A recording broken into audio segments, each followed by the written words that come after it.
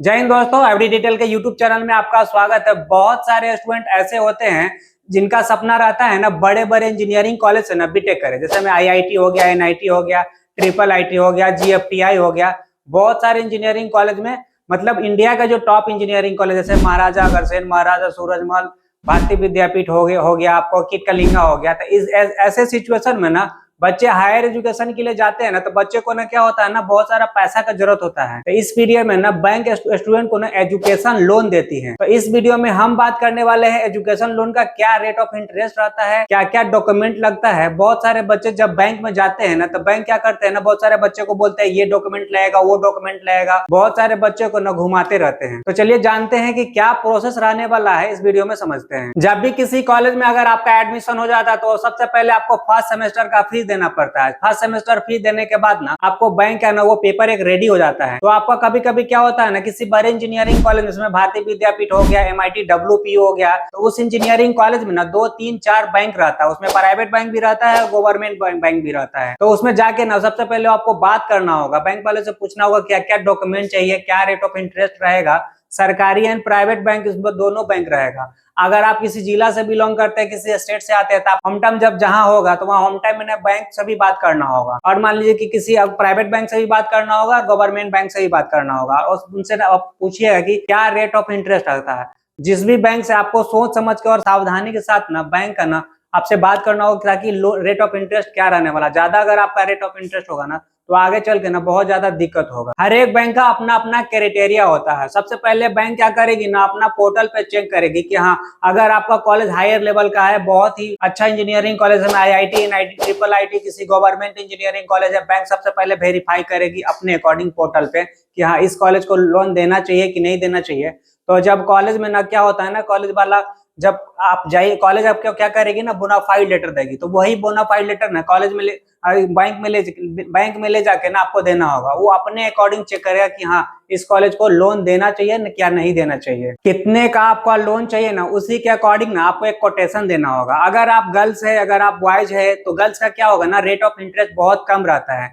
Boys का ना compare to boys का ना रेट ऑफ इंटरेस्ट थोड़ा ज्यादा रहता है। और बहुत सारे बैंक को देखते हैं ना कि बहुत सारा वेरीफाई करने के बाद ना आपको लोन का कितना जरूरत होगा उसके अकॉर्डिंग आपको कोटेशन देना होगा। अगर आप गर्ल्स है, अगर आप बॉयज है ना, तो कंपेयर टू गर्ल्स मतलब बॉयज का ना थोड़ा रेट ऑफ इंटरेस्ट ना ज्यादा रहता है। उसी के अकॉर्डिंग ना गर्ल्स का ना लोन जब लीजिएगा तो आपको थोड़ा रेट ऑफ इंटरेस्ट कम रहता है। अगर आप 4 लाख का लोन लेते हैं, अगर आप 7 लाख का तक का लोन लेते हैं, 4 लाख से 7 लाख तक का आप लोन लेते हैं, तो कोई आपको गिरवी चीज नहीं रखना पड़ेगा। कोई भी डॉक्यूमेंट आपको देने का जरूरत नहीं होता। जैसे हम आपको होम वगैरह, घर वगैरह का ना पेपर देना पड़ता है। अगर 7 लाख से अगर आप ज्यादा लेते हैं तो उस पीरियड में बैंक क्या करती है ना, तो आपका डॉक्यूमेंट खोजती है कि हाँ ये डॉक्यूमेंट चाहिए। अगर 7 लाख तक के अगर लोन लेते हैं तो आपको कोई डॉक्यूमेंट का ना जरूरत नहीं होता है। अगर आपका मतलब लोन का क्या मतलब देने का क्या, जब आप पढ़ लीजिएगा, जब बीटेक आपको कंप्लीट कर लीजिएगा, 5 साल का जब आपका बीटेक कंप्लीट हो जाएगा, तो उसके बाद क्या होता है ना 10 से 15 साल के बीच में ना एक पीरियड रहता है। उस पीरियड के ना 10 साल से 15 साल तक आपको टाइम देगा बैंक। हाँ इस पीरियड में ना आप अपना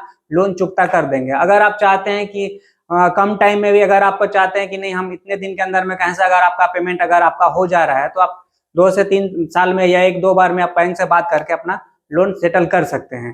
तो इसीलिए बोल रहे हैं ना बहुत सारे क्या होता है ना स्टूडेंट क्रेडिट कार्ड, बिहार में अगर बिहार से अगर आप बिलोंग कर रहे हैं ना तो आपको स्टूडेंट क्रेडिट कार्ड लोन मिलता है 4 लाख का।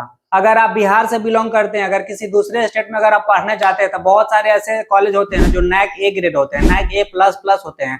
तो उस पीरियड में क्या होता है ना बिहार सरकार ना स्टूडेंट क्रेडिट कार्ड देती है। तो 4 लाख का भी लोन मतलब आपको मिल जाएगा। अगर आपका कॉलेज जैसे मान लीजिए फीस 7 लाख है, 8 लाख है, तो नैक ए ग्रेड कॉलेज में 4 लाख को आपको मतलब बिहार सरकार आपको दे देगा। जो बचेगा 3 लाख 4 लाख जो एक्स्ट्रा होगा आप अपने पैकेट से देके भी पढ़ सकते हैं।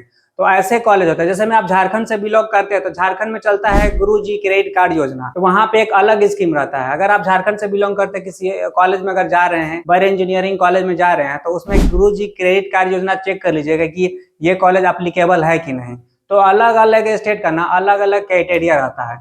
तो चलिए आगे हम इस वीडियो में बात करेंगे कि लोन लेने के समय ना आप क्या क्या डॉक्यूमेंट का जरूरत पड़ता है। तो चलिए आप शुरू करते हैं। लोन लेने के लिए ना क्या क्या डॉक्यूमेंट का ना रिक्वायरमेंट होता है आइए जानते हैं। तो किसी कॉलेज में अगर आप पढ़ाई करें तो उसका क्या होता है ना सबसे पहले आपको एप्लीकेशन फॉर्म रखना होगा।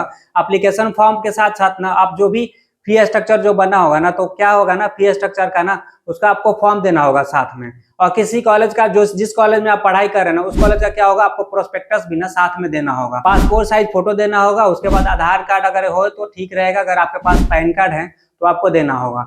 जेई मेन का जब एग्जाम दिए है ना, तो जेई मेन का ना एग्जाम का ना आपको वो जो स्कोर कार्ड आया ना, वो भी आपको साथ में आपको जमा करना होगा। अगर आप ड्रॉपर स्टूडेंट हो तो उसके साथ साथ में ना आपको गैप ईयर सर्टिफिकेट आपको देना होगा। तो स्टूडेंट देखा आपने, इस वीडियो में हमने बात किया है कि लोन का प्रोसेस से रिलेटेड हम बात किए हैं, कौन कौन सा कॉलेज का लोन मिलता है, स्टूडेंट क्रेडिट कार्ड के बारे में भी बात किए हैं, क्या क्या डॉक्यूमेंट रिक्वायरमेंट होता है, ये सब भी हम लोग चर्चा किए हैं। बहुत सारे बच्चे ना एडमिशन लेके ना कॉलेज में बहुत सारे बच्चे परेशानी से गुजरते हैं। फर्स्ट सेमेस्टर के बच्चे तो पेमेंट जमा कर देते हैं।